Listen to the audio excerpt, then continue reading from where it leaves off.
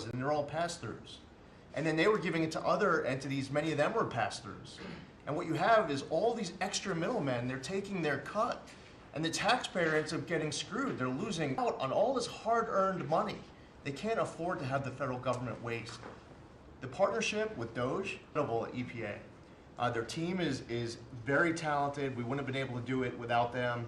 And of course, this mandate from President Trump to make sure that we identify every last penny, whether we're saving $50,000, $5 million, or $22 billion. We will not rest until every last penny is saved. Thank you, Mr. President, for the opportunity to do this for the American public.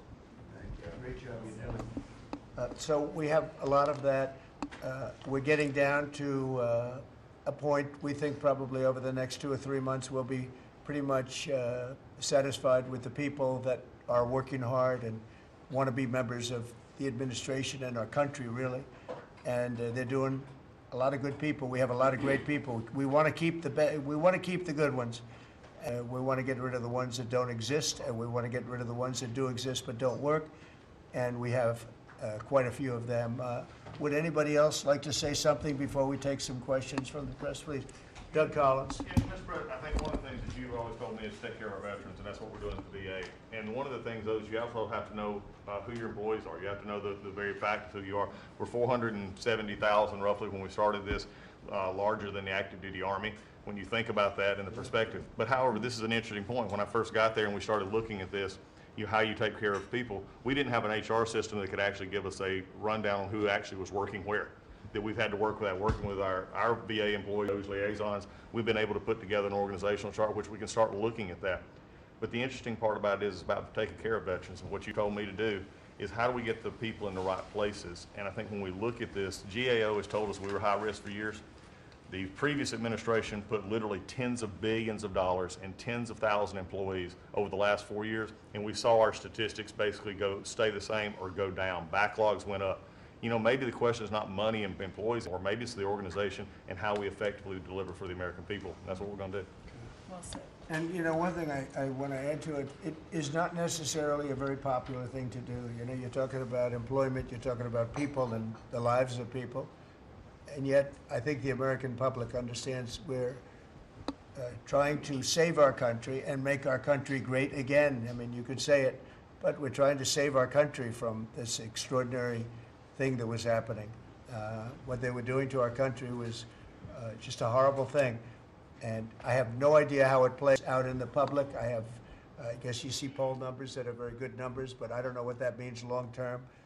But it's something that has to be done. If we don't do it, we're not going to have much of a country left, so we have to do it. So we're doing things that I think a lot of presidents wouldn't be inclined to do, but we're doing it to really, you know, I don't want to use cliche. I don't want to say we're doing it to make America great again, because I say that on the campaign trail, but there's really no other words that could express it better than that.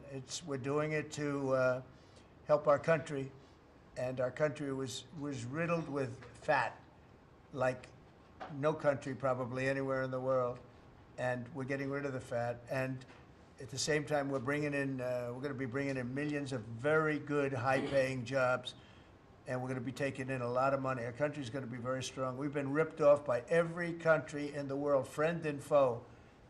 We were taken advantage of like nobody's ever seen. And you saw what happened today with Venezuela. We did something with Venezuela, which is long in the making, and it's very substantial.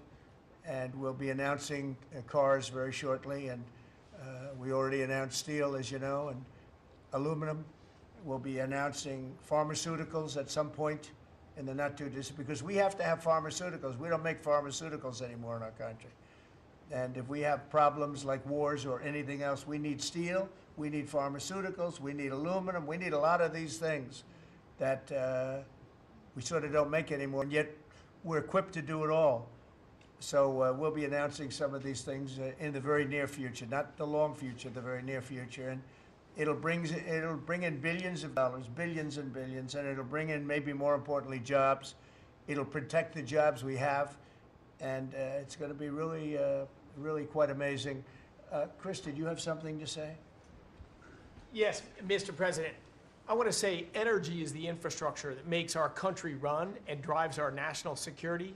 The Biden administration grew my department, the Department of Energy, by 20% and expenditure much more than that, all in an effort to reduce the production of energy in the United States and to make energy more expensive. We are stewards of the American taxpayer dollars, right? That's the job of everyone around this table, led by you. We want to reverse that trajectory and care about every dollar an American taxpayer gives us, and are we using it for the benefit of Americans? Let me tell you one thing, huge growth in expenditures, huge growth in employee count. Puerto Rico, an American territory, had its electricity grid destroyed. They had billions of dollars in the Department of Energy to help Puerto Rico, yet they didn't spend that money because that money would have meant more energy, more jobs, more prosperity in Puerto Rico. They wanted to have them as a poster child of wind and solar. This island should run on wind and solar. That just doesn't work. But they care